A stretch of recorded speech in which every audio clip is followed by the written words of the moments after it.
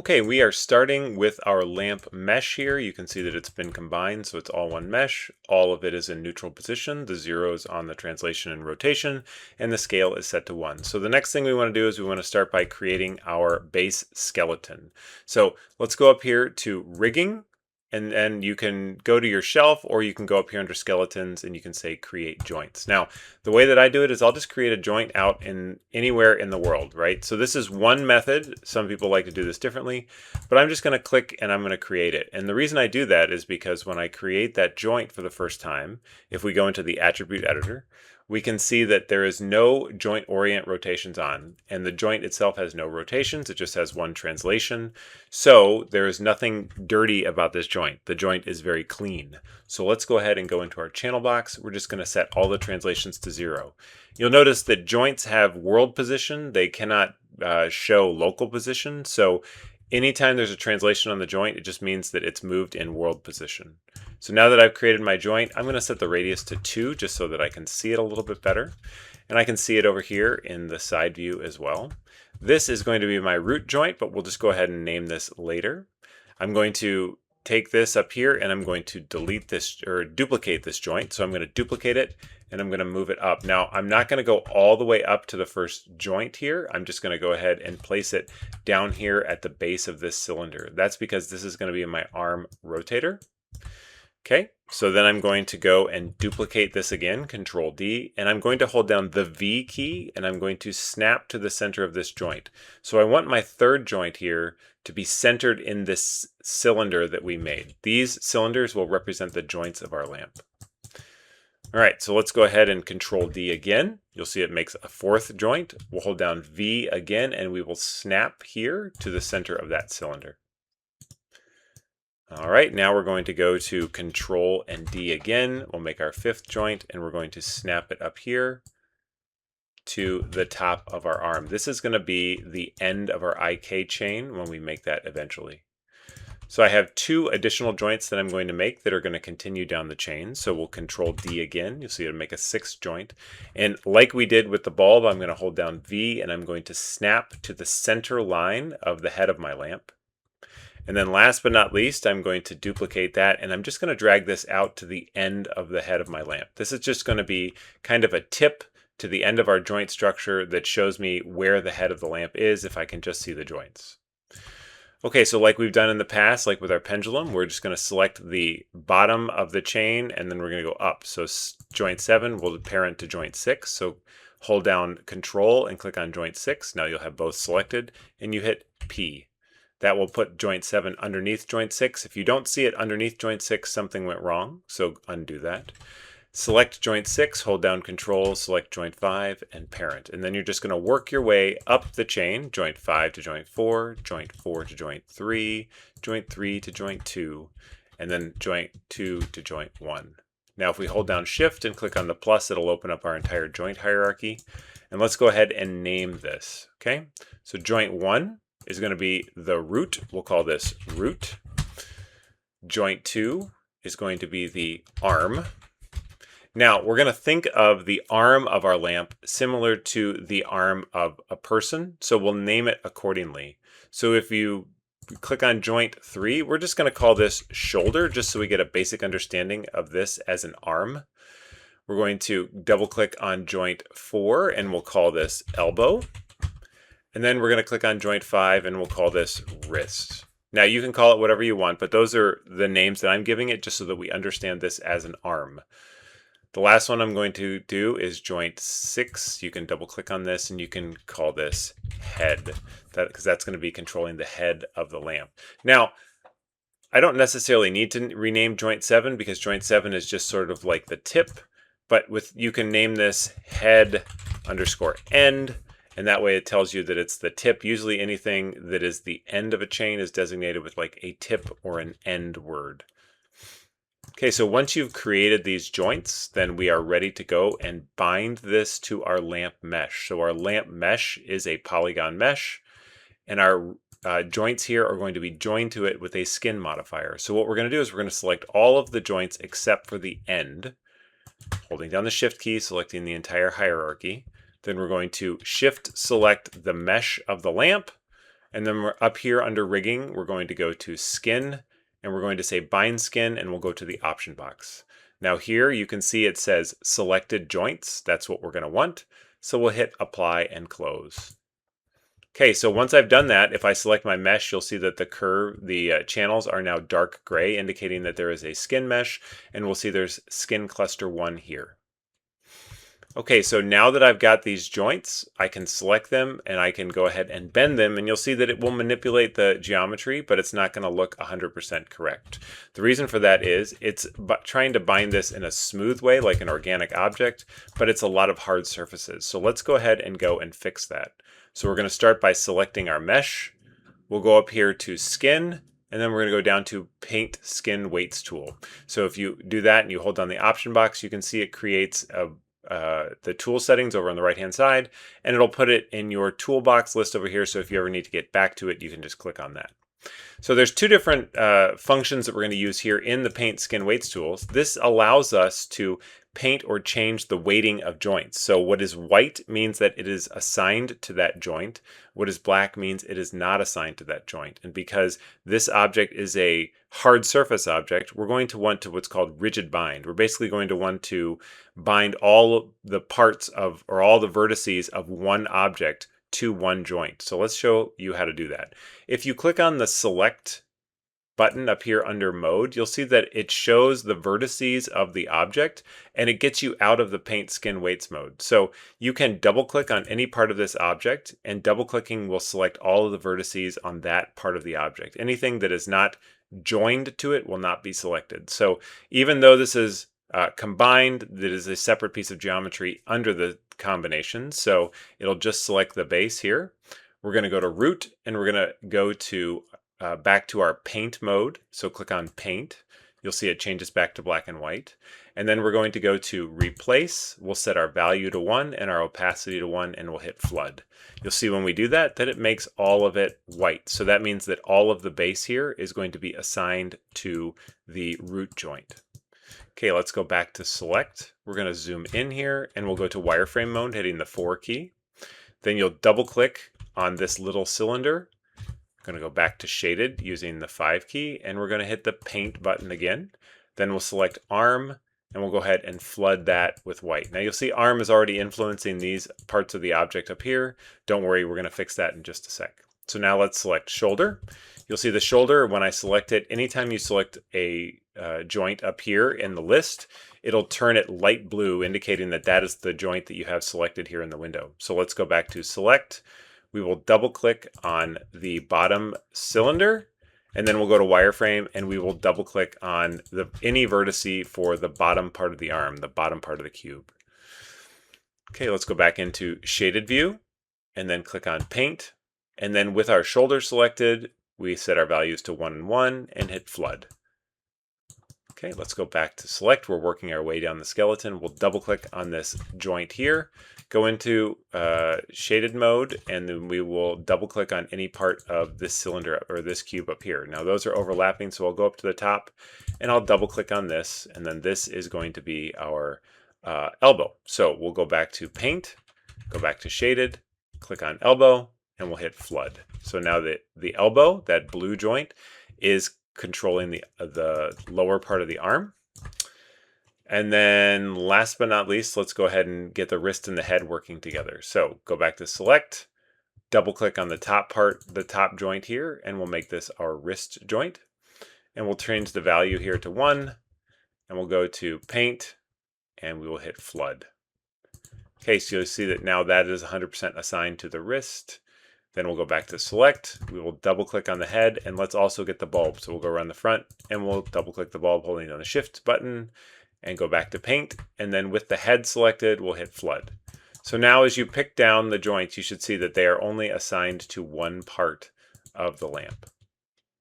Okay, and if we exit this, we can just go back to our selection tool. You'll see it deselects everything, and you can select your joints, and you can rotate it, and you can see now the object look like it's moving correctly. It's not bending those cylinders, it's not twisting anything strangely.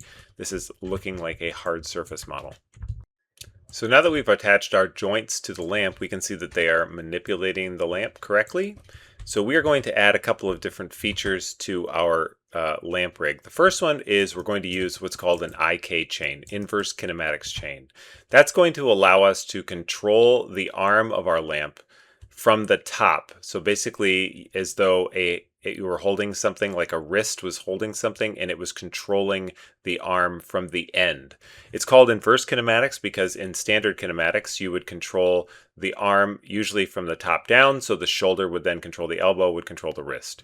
Here we're going to control the motion of the arm from the wrist. So I'm going to do a non-example here. We're going to create an IK handle and I'll show you how it breaks the first time and how we can fix that. So up here under skeleton, you're going to go down here to create IK handle and open up the option box. You'll see that there's not very many options, but we'll go ahead and change this and make sure that this is set to rotate plane solver. And the function of the IK, the way that it works in creation, is you're going to click on the first joint in the chain, so the top of the chain. In this case, it's going to be our shoulder joint. And then you're going to click on the end of the chain. So in this case, it's going to be wrist. And it works best usually when it's only 3 joints.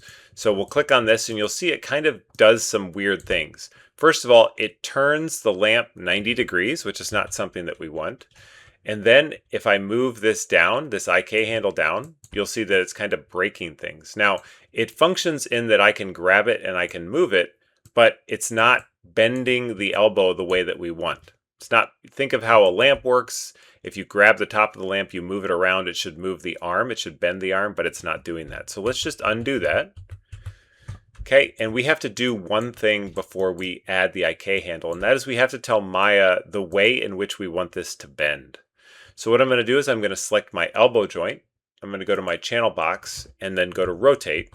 And you'll see that the X rotation is the forward rotation, right? So we're going to lean this forward, and it doesn't matter how you do it. You can say 30 degrees. And we're going to take the shoulder joint. We're just going to lean this back. Now, values are not important. It's more about direction. And we're going to straighten these before we add the IK handle, so it doesn't matter anyway. With the shoulder selected, we're going to go up here to skeleton. And we're going to go down here to set preferred angle in the option box. So you'll see that there's only really a couple different options here. Hierarchy is what we want selected. And then we're just going to hit set. Now you'll see nothing changes, which is exactly what we want. If you select the shoulder and elbow joints now, you can zero out their rotations. Do not zero out their translations. And I'm going to do the same thing that I just did, adding the IK handle tool in. So let's go to skeleton, create IK handle tool. And I'll click on the shoulder, and then I'll click on the wrist. You can see now it doesn't change our geometry, or it doesn't change the structure of our bones, which is exactly what we want. And then if we move this down, you can see that it is bending the arm the way that we want it. So now we have a functioning IK handle. Now, there's a couple different features on the IK handle that you can use. The one that's going to come in handy for us is going to be the twist function.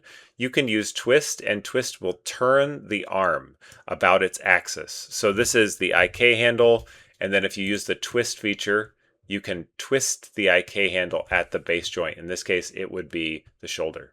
So one other thing is you want to notice that if I set my translate to 0, it breaks because the IK handle, just like the skeleton or any joint, has the same feature. It can only work in world units. So I'm going to undo those movements that I just did. So we'll hit Control Z, and then we'll move the IK handle back up to the top. So this is why we're going to create a control rig that allows us to control the positioning and placement of that IK while also having controls that are zeroed out in a neutral position. So let's go ahead and start with that. Let's create a couple different controls. And the way that we're going to be creating our controls is a standard, but kind of an old-fashioned practice, but it's also the easiest and most easily understandable. We're just going to start by creating a NURBS primitive and a circle. Now we'll clean up our hierarchy here in just a little bit, but let's just create that NURBS primitive and circle, and we're just going to scale this up. Now we want to scale this up until it's just a little bit bigger than the base, and then I'm going to rotate it 90 degrees in the X. You'll see now that it's kind of sitting on the ground plane. So you don't want to move that up. I'm going to show you how to fix that in just a sec, but now that it's rotated and scaled, we're going to go here to modify and freeze transforms. Okay, once you've done that, you're going to right click on the NURBS curve. You're going to go to Hull. That's going to be this kind of like orange line around it that allows you to select all of the control vertices. And then we'll go to our move tool, and we're just going to move this up. So when you move components of the object, you can see that it does not move the object. The object is still centered at the origin, and that's what we want. We want to create a control that's just a little bit offset. So let's say that we had a ground plane. If you created a polygon primitives and a plane, and you scaled that up, now you can still see the curve above the plane. And we'll make the curves more visible here in just a little bit. So now that we've got our NURBS curve, we're going to double click on this. We're going to rename this root control. And then we're going to go up here to edit and delete by type and history. You can see it cleans up all those nodes over there. The next thing we want to do is we want to go to edit and we want to go to group, and we'll call this root underscore offset. Okay, so once we've done that, then we have our first control, and I'll show you how to hook these in just a sec. Let's make controls for all of the other different parts. So again, create a NURBS primitive and a circle, and we'll call this arm underscore control. And then we're going to group that, and we're going to take this group before we even rename it, and we're going to move it up here to the base of the arm. So this is the arm, is that little joint that's at the base of that cylinder. So let's make sure to go to the side view, hold down V, and snap to that joint. Now sometimes you'll see that I'm getting caught in the geometry. It's trying to snap to the geometry. So here under show, you can go to viewport and you can turn off geometry, turn off polygons, and then if you hold down V, you'll see now it snaps easily to the joint.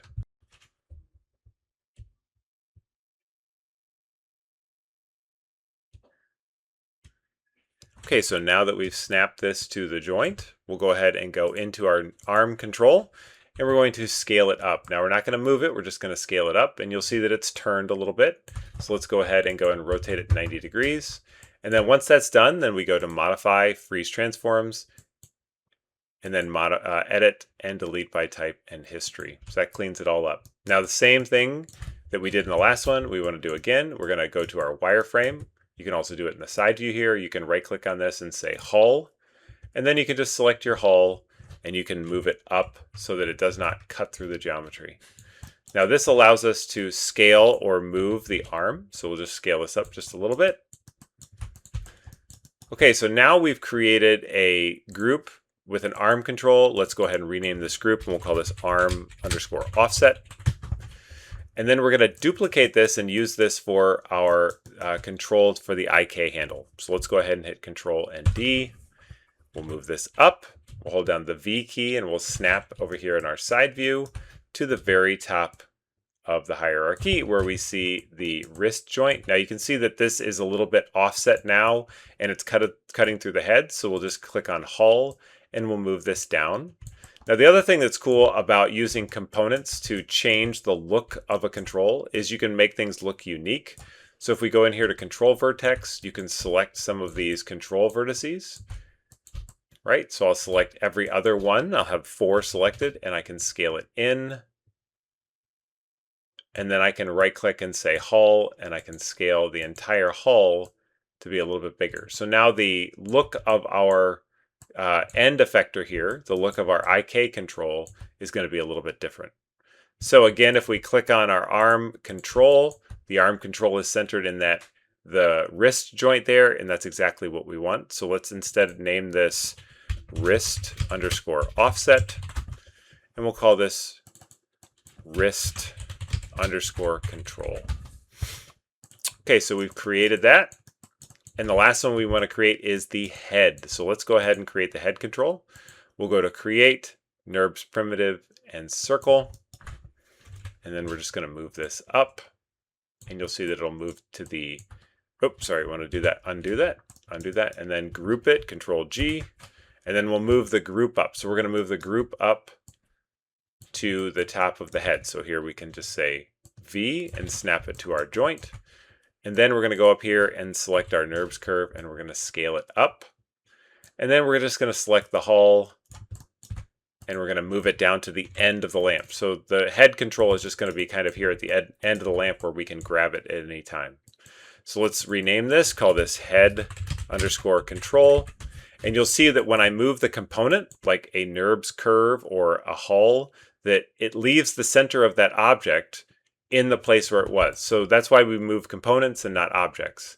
So then I'll double click on this. I'll call this head underscore offset. And the last thing I want to do is I want to go in here and I want to make sure that all of these controls, just the controls, not the offset, have no history and they have no transforms on them. So with all of the controls selected, you're going to go to Modify, Freeze Transforms, and then you're going to go to Edit, Delete by Type, and History. So once you've done that, you're ready to create constraints and control the joints with these rig controls. So let me go ahead and show you that. So now we're going to go in here to our root control. We're going to select the root control. We're going to click on root, hold down the control key. And then up here, we're under constrain. We're going to go to constrain and parent. Go ahead and leave maintain offset on, even though they're on top of one another, just in case.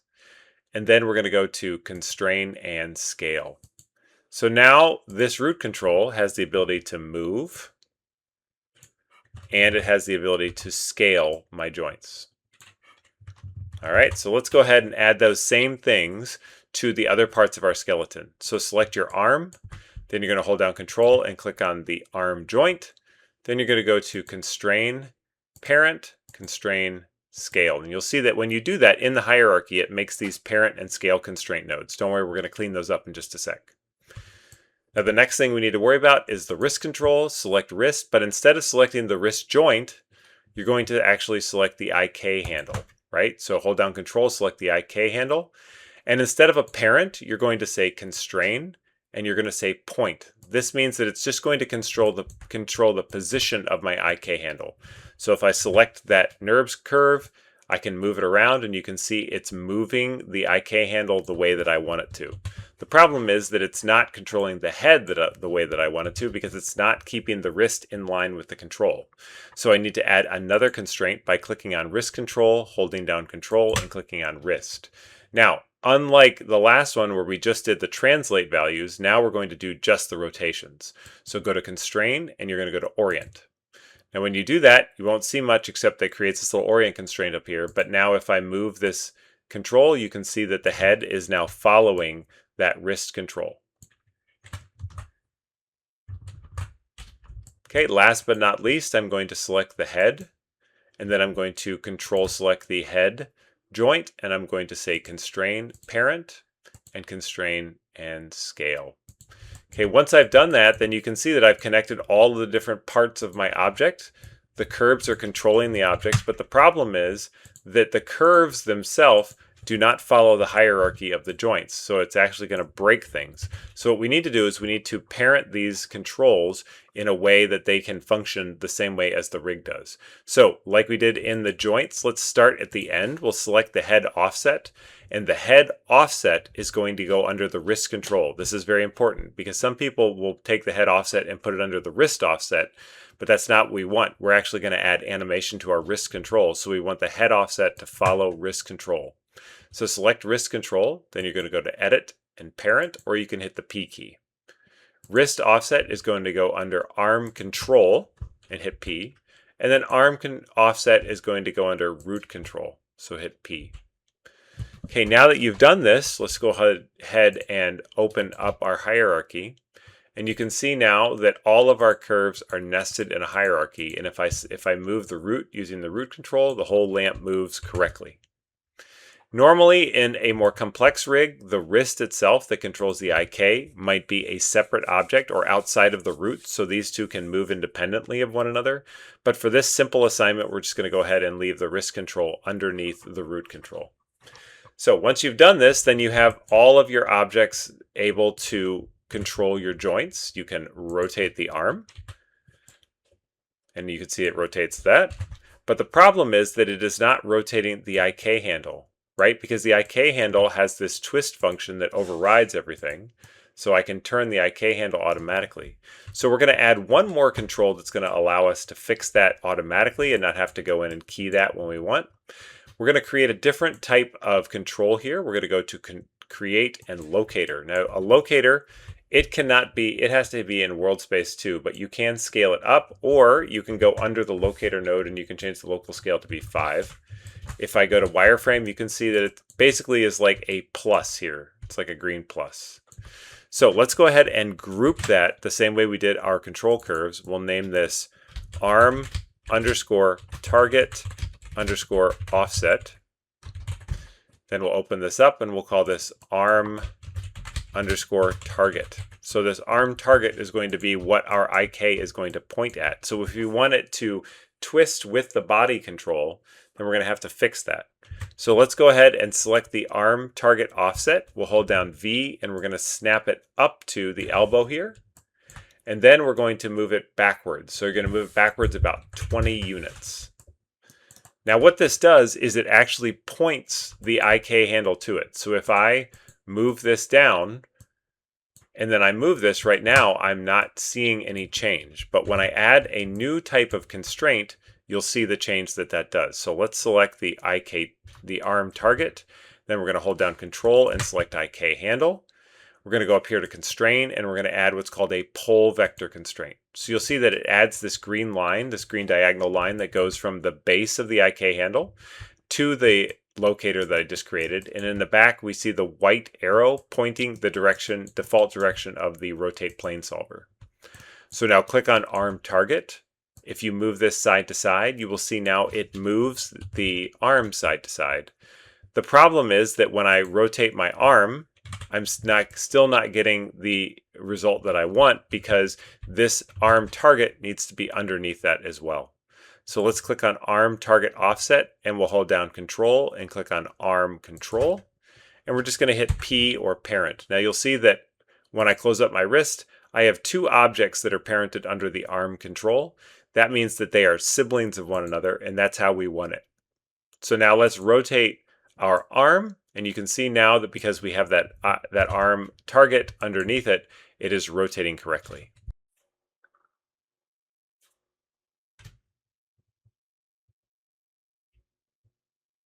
So now that we've got our controls created, we are pretty much done with the rig. We just need to do some housekeeping tasks. So let's open up all of our hierarchy here, and let's select all of these curves and make sure that they are reset to their default positions. That is one of the reasons that we use these curves, because they can have local position and they can be set to 0 in a neutral pose, and that's exactly the way that we want it.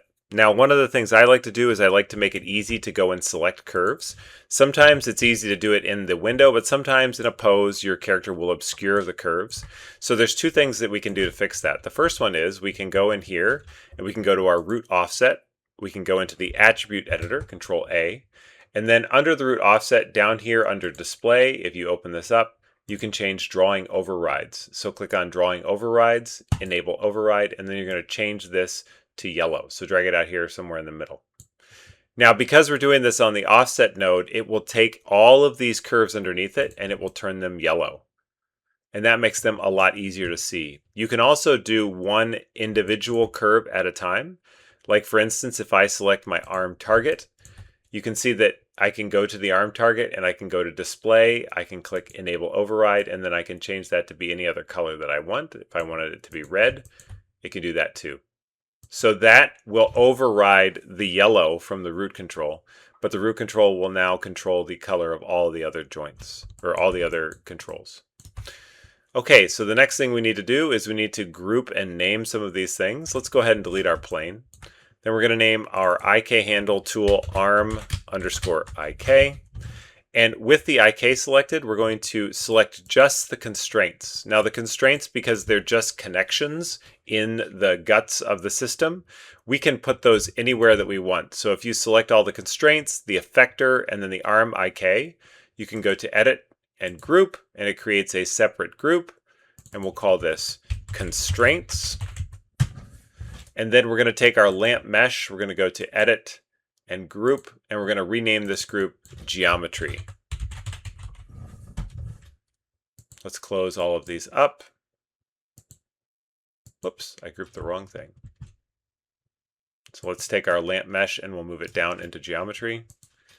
And then let's go ahead and select all of these, the root joint, the root offset, the constraints, and the geometry, just the top nodes, not everything, just the top nodes. Then we're going to go to edit and group, and we'll call this lamp. Now, once I've created that lamp, that means that my rig file is done and I can use this in animation. So go ahead and save your rig file, and we'll use that in our next assignment when we create an animation.